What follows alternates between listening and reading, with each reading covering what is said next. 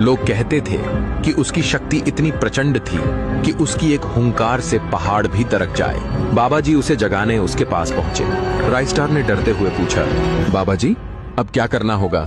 बाबा जी ने कहा, बेटा तुम यहीं रुको, मैं इस राज्य के राजा को बुलाता हूँ। बाबा जी चट्टानों के बीच बनी एक गुफा में गए और महाराज सकुरा से कुछ कहा। सकुरा जोर से गरज कर चिल्लाया और उसकी आंखों से लाल ज्वाला सी निकलने लगी। फिर बाबा जी राइस्टार को लेकर गांव लौट आए, लेकिन तब तक गांव का हाल बहुत बुरा हो चुका था।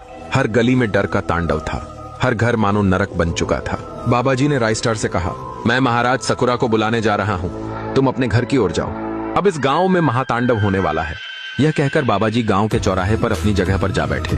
इधर गांव के लोग भी अब डर और गौस्से में हथियार लेकर इकट्ठा होने लगे। लेकिन तभी एक डरावना गीत गूंज उठा।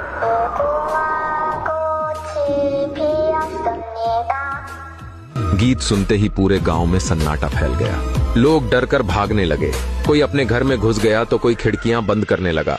वह गीत किसी मासूम बच्चे का था, जिसे बरसों पहले रूही नाम की एक छोटी बच्ची अपने गुड़िया को सुनाया करती थी। अब सबको समझ आया कि यह सारे शैतानी काम उसी बच्ची की आत्मा कर रही थी, पर कहानी में असली भूत कोई और ही था।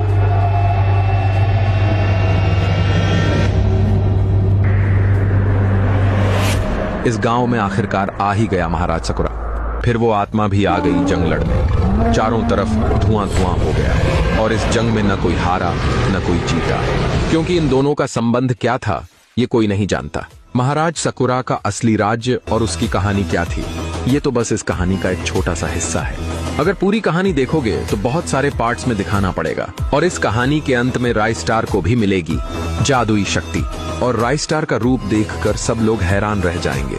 पूरी कहानी देखनी है तो अपनी राय कमेंट में जरूर बताना। फिलहाल 7 बजे वाली स्टोरी तो बस एक छोटा सा ट्रेलर था, असली पिक्चर तो अभी बाकी है। आप लोगों को आगे बहुत कुछ देखने को मिलेगा, मिस मत करना दोस्तों। हम लोग एक नया इतिहास रचने चले हैं, आप लोग जरूर देखना। 7 बजे वाली स्टोरी का आगे पार्ट बाय पार्ट आएगा, आप लोग देखने के लिए तैयार रहना। ये स्टोरी बहुत दूर तक जाने वाली है, तो जुड़े रहना, एक भी पार्ट मिस मत करना।